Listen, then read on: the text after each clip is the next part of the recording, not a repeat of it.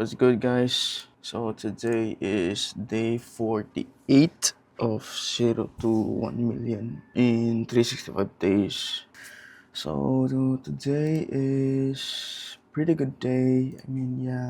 And like ito, lalagay ko yesterday since the next day na kasi ito. So this is yung sale ko hapon. This is how much I made yesterday. So like I said, 60 to 70% profit margin. Yeah, show ko, nakita ko lang.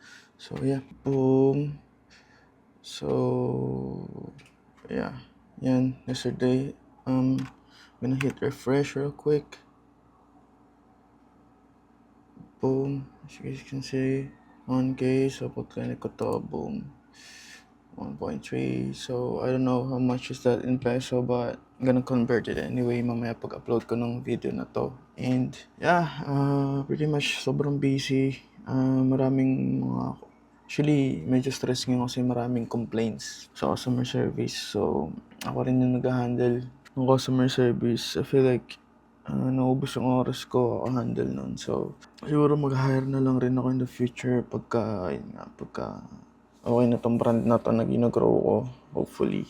I-expect ko na mas bababa pa lalo yung sales in the next few days. But okay lang yun. Wala naman sa akin yun. Since given naman ang Q4, so may mga boost talaga ngayon sa mga views. Kasi nga, yun nga yung more on like Christmas shit, no? So, may complaint tayo dun sa isang product na parehas daw sira. I don't know if that's true, but nakausap ko yung supplier. I think they're gonna handle it. Magre-resend sila ng bago. Pero ang gagawin ko dun sa customer, papasend back ko yung mga, yung mga fucking items or yung basta yun. And yeah, actually bukas track day pala namin bukas. So, bali advance ko na yung mga gawa ko the night before. And actually ngayon, medyo ako kung nangyari ngayon, but sobrang baba ng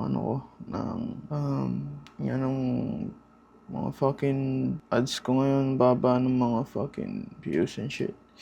I don't know why. Siguro nadadama yung iba kasi nire-reuse ko siya dun sa ibang page ko. So I think that's the reason why.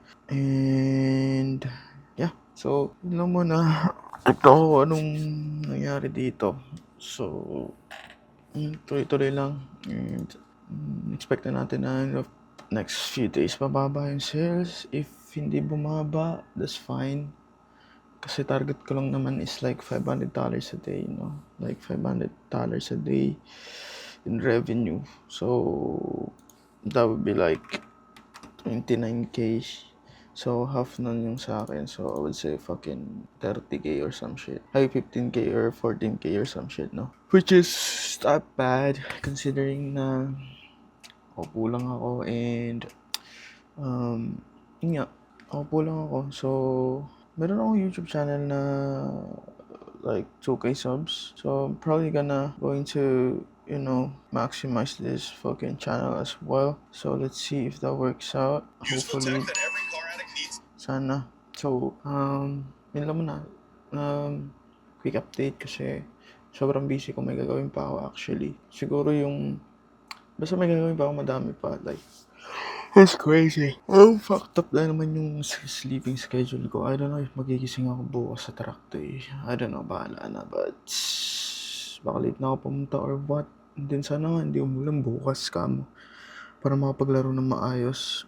And, pilit ko matapos ako before 8 a.m. kasi 6 a.m. na. And, yeah. That's pretty much it. See you in the next day, 49. So, yeah.